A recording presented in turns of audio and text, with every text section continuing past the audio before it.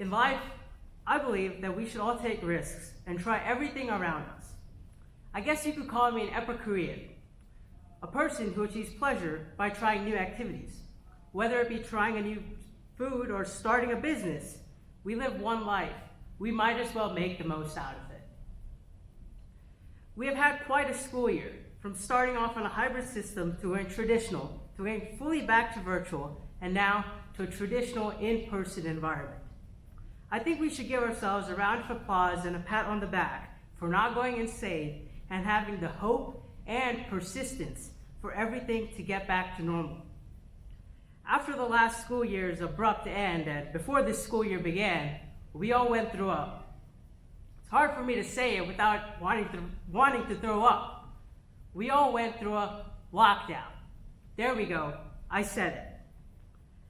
During lockdown, some of us became toilet paper collectors, got TikTok famous, found a new hobby, and then there were some of us who were just counting the days till we could leave our prison. For me, lockdown was quite interesting. I had a mix of productivity and laziness. At first, I would sulk all day and tally the days like a prisoner till lockdown would end. But then, I thought to myself, instead of sulking, why not I take the time to get better at skills I'm flawed at and complete the tasks I always told myself I would do when I have time for myself. I learned to cook some dishes without burning my house down.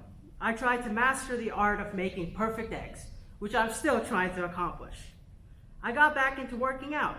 I worked on cardio and lifted weights, but then I started to bake cookies almost every week and stopped working out with weights, but started to work out with my taste buds. You see, cooking was not really something that I would consider myself being good at. So I moved on to something I would really consider myself being good at, which was e-commerce and marketing. As I mentioned earlier, I love to take risks and try new things. If you ask any of my friends, they tell you the same, that I'm not afraid to go outside my comfort zone. Business and entrepreneurship is something that I'm attracted to because it is a career where a person has to take risks. Whether it be launching a new product or buying a new property, there is a risk of failing. During lockdown, I explored e-commerce and marketing. This sector at the time was booming due to how many people spending thousands of dollars on online shopping. After seeing how many people could easily start a business from home, I decided to not start one, but start two. I first worked on an automotive accessory brand, and then a clothing brand. These two businesses were all set for launch, but the only thing I could not crack out was marketing these products. When coming up with my business plan, I did not take into consideration that the products I'm selling are quite ubiquitous and will not drive attention from the public. Due to there being so many clothing brands, none of my products drew attention, and my online businesses failed.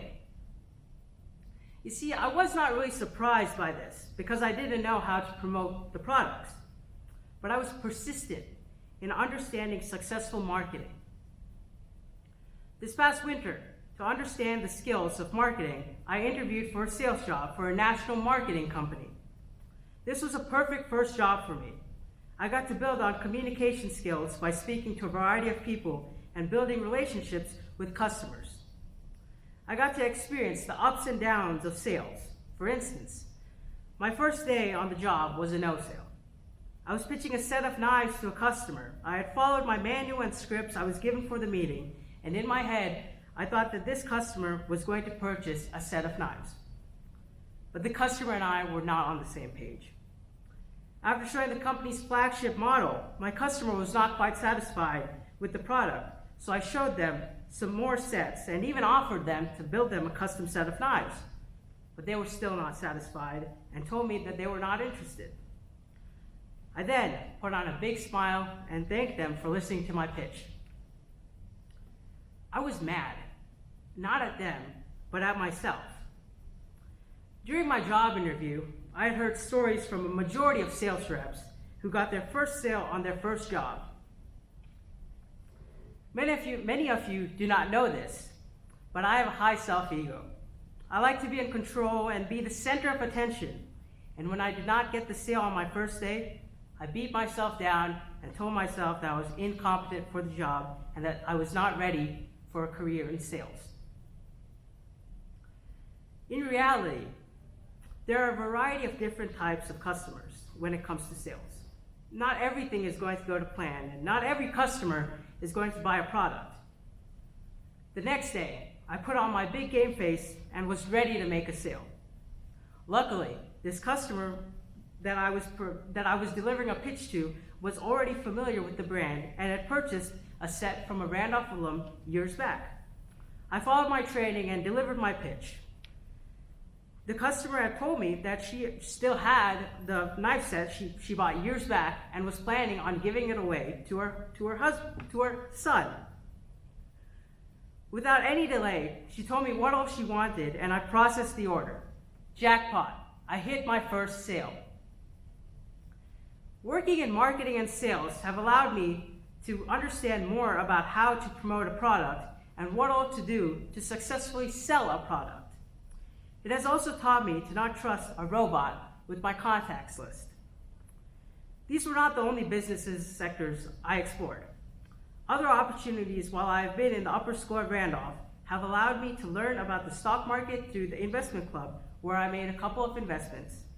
I learned that the stock market was not really my cup of tea, so through the summer internship program, I also got the chance to shadow a doctor and learn about owning and managing a private medical practice. A couple weeks back, in Mr. G's AP Lit class, we were analyzing Aristotle's Pleasure and Happiness. At first, I was not quite interested in the essay, but after analyzing the piece of work, I felt a connection to it. Aristotle writes on pleasure and how it can be attained through amusement or happiness. Pleasure obtained from amusement is considered to be short-term, and pleasure earned from happiness by doing different activities where we are at our highest peak are considered to be the right ways to attain pleasure. I've experienced both of these two ways of attaining pleasure. I received it from amusement by starting an online business because of desire and wealth. The pleasure earned from this was not only for a small period of time, but the pleasure earned from trying new activities and speaking with different people was through happiness.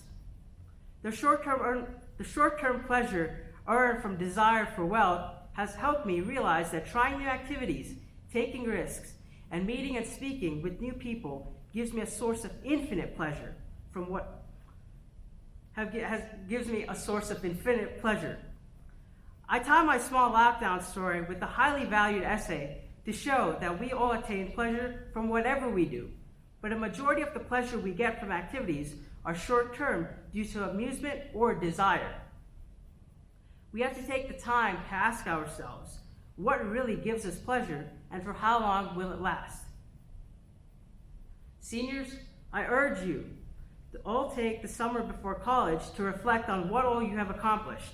What gave you the most pleasure, and was it received from amusement, desire, or happiness? And to try a wide variety of opportunities around you in college, allowing you to have the most valuable college experience.